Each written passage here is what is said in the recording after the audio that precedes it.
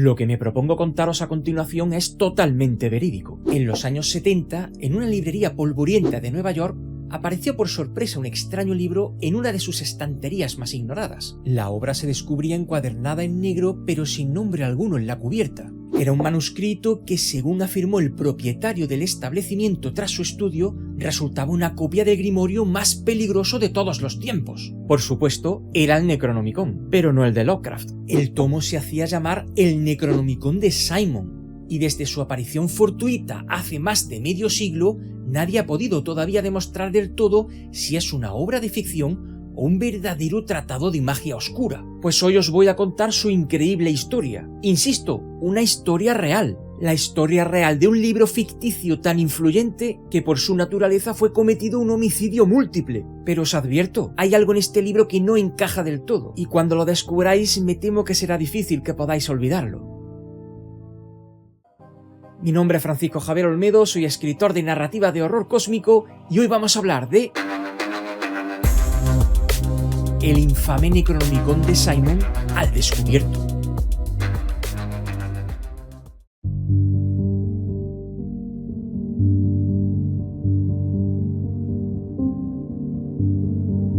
Todo comenzó en el año de 1977, en Nueva York, en una popular tienda de artículos de ocultismo llamada The Magical Child, una que todavía sigue abierta a día de hoy, solo que en una ubicación diferente. Allí, su propietario por aquellos tiempos, Herman Slater, un autor y editor de libros de ocultismo y vendedor de artículos de esoterismo, que se hacía llamar a sí mismo sumo sacerdote de la Wicca, puesto que cuentan sus seguidores que practicaba la hechicería, hizo correr el rumor de la aparición en su almacén de un misterioso volumen que no poseía título alguno en la negra cubierta de la que se revestía. Sería más adelante cuando contaría que lo había sometido a un estudio riguroso en el que terminó concluyendo que se trataba de una copia del Necronomicon, pero compilada por un autor desconocido que firmaba la obra con el sencillo nombre de Simon. Y el libro se iniciaba con una introducción de ese tal Simon, en la que se relataba que el Necronomicon original, el legendario Kitab al-Aziz de Lovecraft, habría sido leído, que no escrito en primera instancia, en el siglo VIII, por el poeta árabe loco Abdul al-Asred y luego traducido al griego en la Edad Media. Es decir, que ese auténtico Necronomicon afirmaba que Abdul al-Asred podría no haber sido el creador del Necronomicon original, sino una suerte de transcriptor de un libro todavía más antiguo, el Necronomicon que habría encontrado y recopilado Simon. Afirmaba incluso que al-Asred habría descubierto el texto presenciando un ritual egipcio en el que se trataba de invocar a una criatura llamada Cthulhu, que sobran por supuesto las explicaciones. Pues bien, toda esta parafernalia en realidad era una estrategia de marketing creada a propósito por el autor de ese Necronomicon ficticio, verdadero autor de una copia ficticia de un libro ficticio, y que habría sido apoyada por Herman Slater, el dueño de la tienda, actuando en este caso como editor y distribuidor de la obra. Una rocambolesca aunque interesante maniobra publicitaria que iba a acabar de una forma que nadie podría nunca imaginarse. ¿Pero quién era entonces el verdadero autor? Pues Simon. ¿Pero quién era ese Simon? Pues lo máximo que nos hemos logrado acercar es que algunos expertos han apuntado al autor de literatura ocultista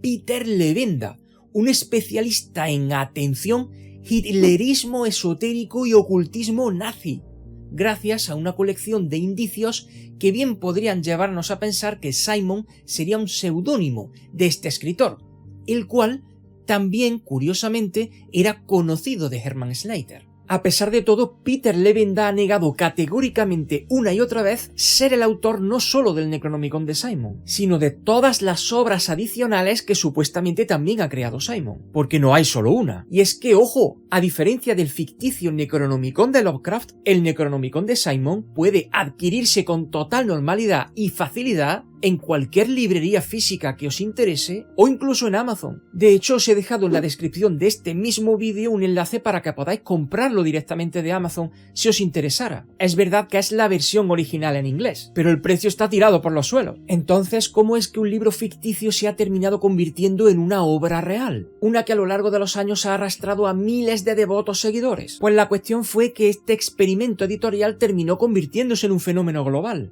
Tras su debut en 1977, el Necronomicon de Simon se imprimió en ediciones limitadas de tapa dura, reeditadas muy poco después en ediciones de bolsillo por editoriales como Avon o Bantam.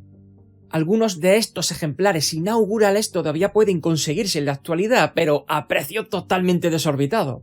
Y lo que podría haber sido un simple producto de feria literaria, finalmente terminó convertido en un clásico del ocultismo contemporáneo, a causa de lo inaudito de su contenido.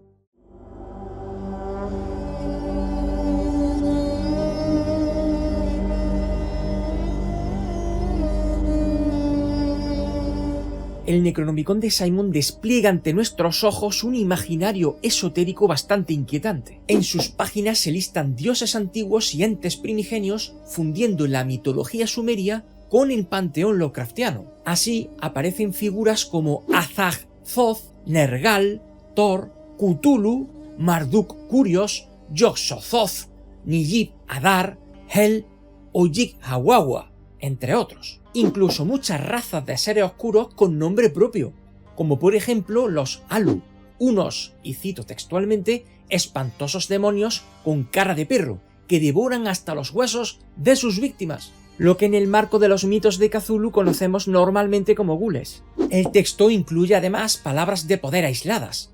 Al final de ciertos rituales resuenan sonidos como Kakamu, Selah o Duga, recursos puramente evocadores que sirven para añadir una nota de dramatismo y un aura de autenticidad arcaica. Todo está construido para parecer profundo y revelador, aunque gran parte del contenido es deliberadamente críptico. En conjunto, el libro mezcla conjuros inconexos, referencias mitológicas y símbolos enigmáticos, incluyendo sellos mágicos dibujados para acompañar los rituales, cuyo diseño, según la propia introducción de Simon, son totalmente nuevos dentro del ocultismo contemporáneo. Estos símbolos, diagramas astrales y alfabetos arcanos no solo servirían para invocar, sino también para sellar o proteger contra entidades inmateriales. Se mencionan también puertas dimensionales, vigilantes cósmicos y una lucha invisible entre los dioses antiguos y los dioses arquetípicos, como si el lector estuviera asomándose a un conflicto que data de los albores del tiempo. Y aquí vamos de nuevo con esa aberración maniqueísta de dioses buenos y dioses malos, esa que rompe por completo cualquier vínculo con la obra original de Howard Phillips Lovecraft, que os recuerdo que para nuestro gran maestro la moralidad no deja de ser un artificio humano creado para intentar explicar propósitos que no podemos comprender. Y aquí es cuando la cosa empieza a retorcerse.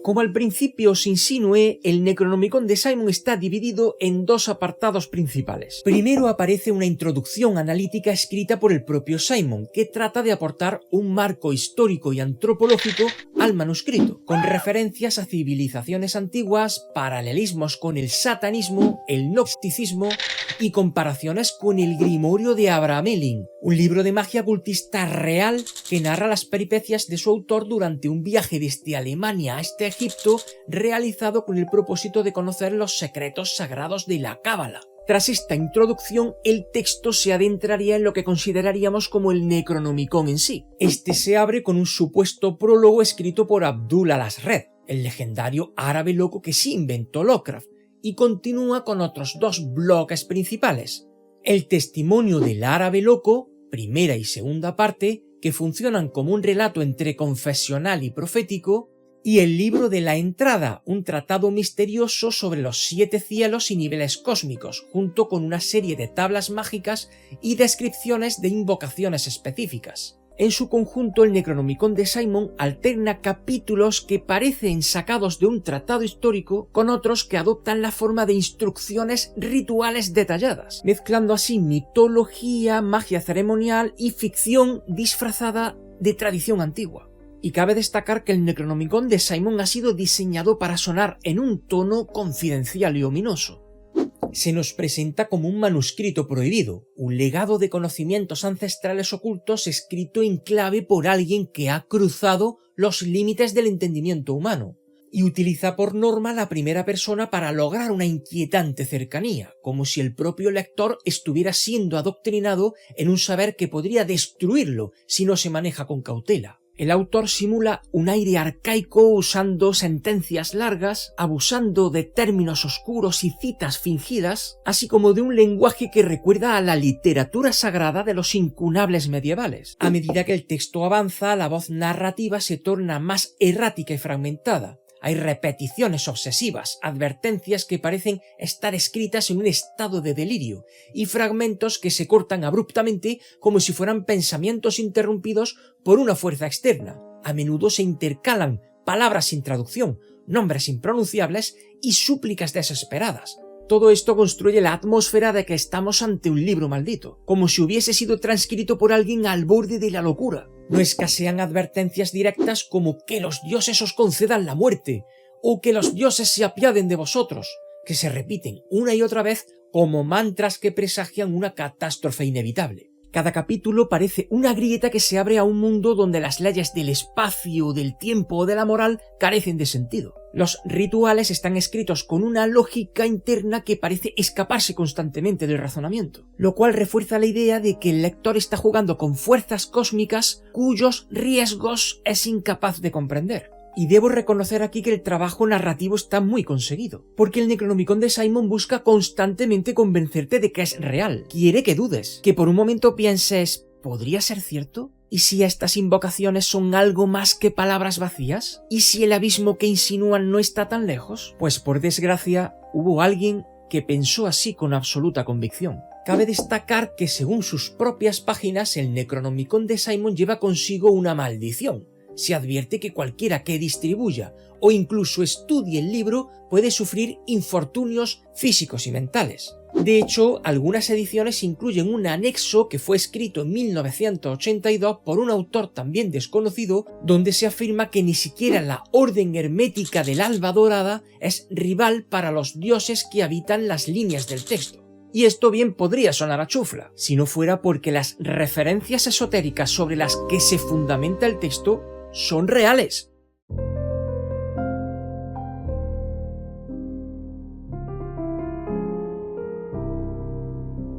Aunque en apariencia se presentaría como un texto árabe antiguo, el Necronomicon de Simon en realidad bebe de tradiciones esotéricas mucho más posteriores. Por ejemplo, una de sus secciones clave es una versión asimilada del Enuma Elish babilónico, el mito de la creación del mundo mesopotámico. Allí se narra cómo Marduk, el líder de los dioses primordiales, mató a la diosa dragón Tiamat, dividiéndola para formar el cielo y la tierra.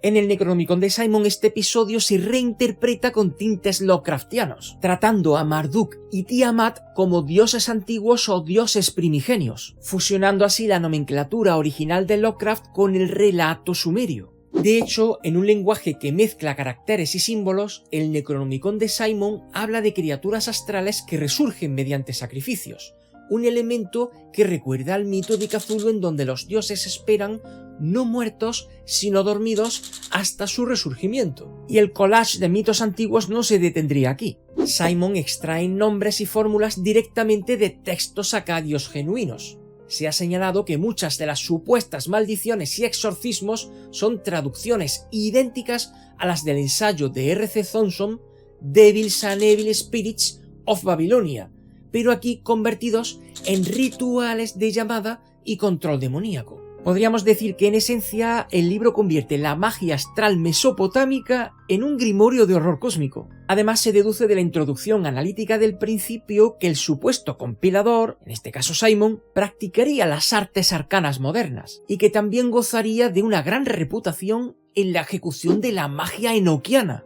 Y qué curioso que el mismo Peter Levenda, ese escritor ocultista que ha negado 1000 veces ser Simon aunque todo apunta hacia él, también era un experto practicante de magia enoquiana.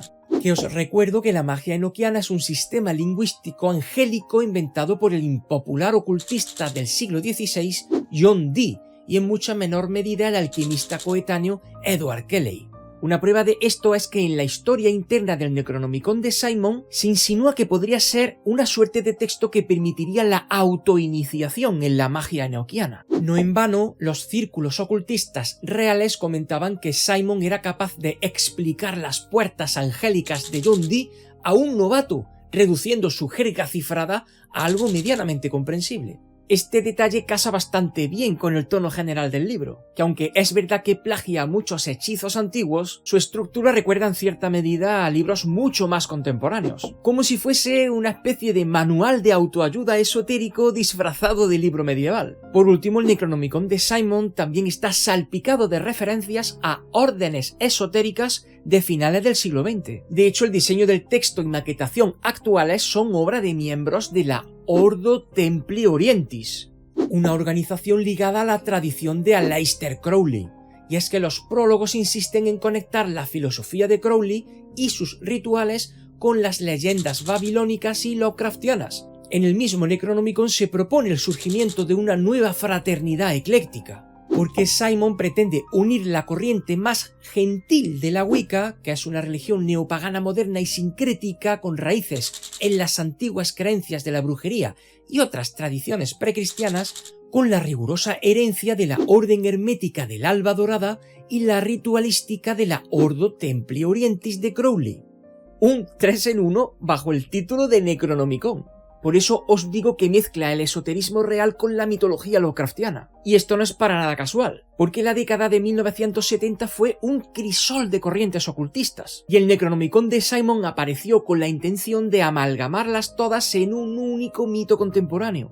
Bajo esa pretensión, la figura de Simon sería el nexo viviente entre todas estas corrientes, un investigador que profesa las enseñanzas de Crowley y John Dee con la seriedad de un erudito, mientras adscribe su obra a la línea de ficción Lovecraftiana, cimentando las conexiones esotéricas y dando coherencia a todo el mosaico de influencias del libro.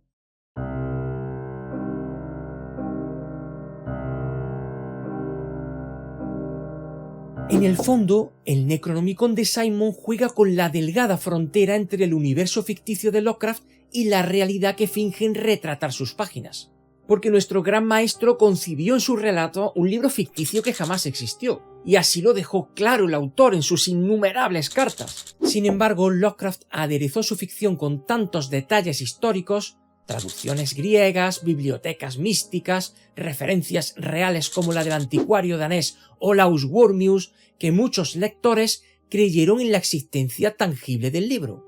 Y a lo largo de los múltiples y variados relatos de los mitos de Cthulhu, tanto Howard Phillips Lovecraft como los miembros de su círculo ubicaron un sinfín de copias del Necronomicon en distintas ubicaciones reales del mundo. Tomad nota de esto que luego lo vamos a retomar.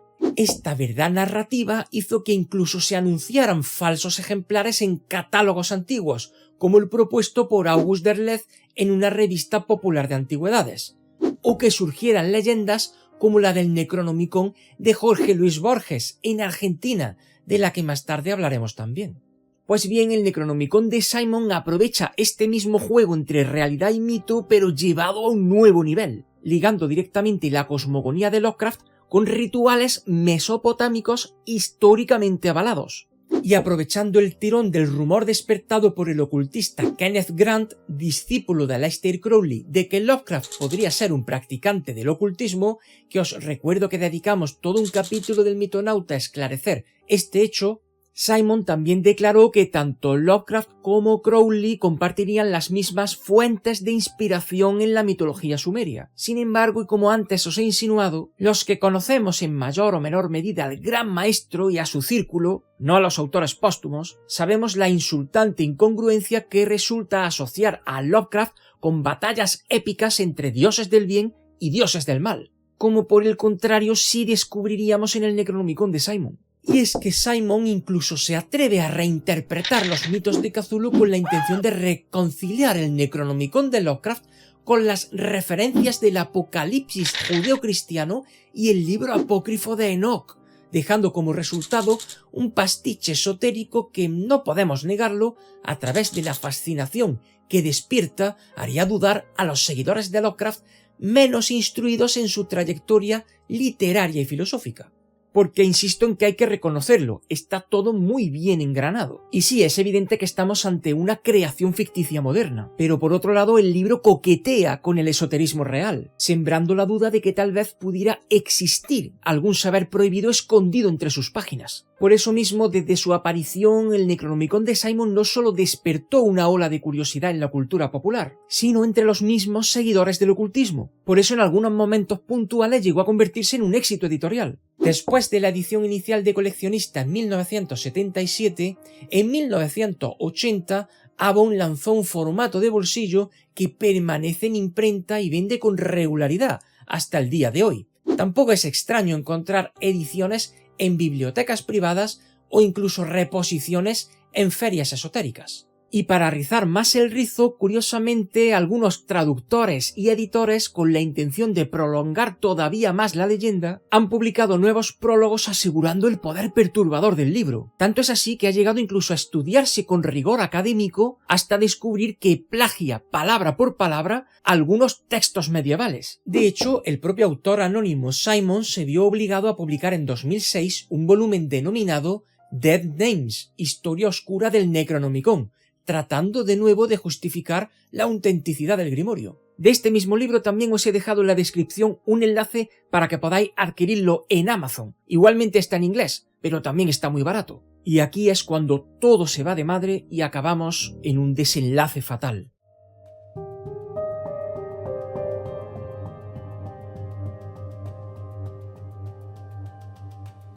Rod Ferrell, un joven fascinado por el juego de rol Vampiro la Mascarada, fue juzgado por asesinato múltiple en Estados Unidos en el año 1966. El adolescente, que afirmaba ser un vampiro de 500 años llamado Vésago, era el líder de un culto satánico local conocido como el Clan de los Vampiros. El 25 de noviembre de 1966, Naomi Ruth Quinn y Richard Wentworth fueron hallados muertos por su hija en su hogar de Florida, que para mayor desgracia era amiga del propio Ferrell. Y es que el cabecilla del culto había ingresado a la vivienda de la pareja junto a un cómplice a través del garaje. Una vez dentro, agarró una palanca que encontró fortuitamente y se propuso acceder al interior del inmueble. El padre de la familia, de 49 años, dormía tranquilamente en el sofá cuando Ferrell lo asaltó a traición, golpeándolo varias veces con el metal en la cabeza y el torso, causándole la muerte prácticamente de inmediato. Poco después, su esposa, que se encontraba en la ducha, acabó topándose con los intrusos al escuchar el revuelo. Según la confesión de Rod Ferrell, su intención no era acabar con ella, pero la mujer había reaccionado arrojándole una taza de café caliente a la cara, cosa que lo enfureció de tal modo que lo llevó a golpearla hasta el final. Pues bien, el joven Ferrell, en el juicio, apeló a que había sido influenciado por las creencias inscritas en el Necronomicon de Simon. Fijaos que incluso hicieron una película en 1999 sobre este caso tan despiadado, titulada The Vampire Murders.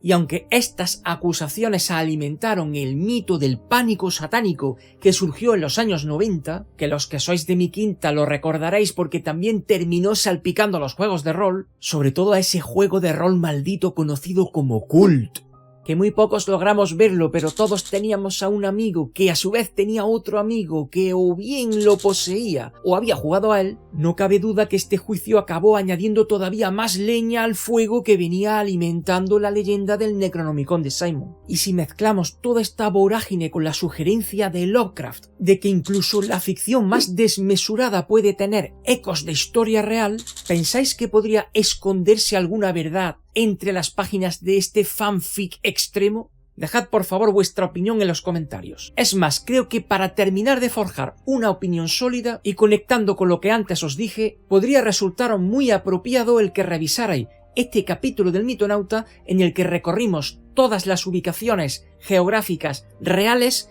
en la que alguna vez hubo o hay una copia del Necronomicon, incluida la de la leyenda de Borges. Así que os animo a que vengáis conmigo de viaje, que el tren parte de inmediato.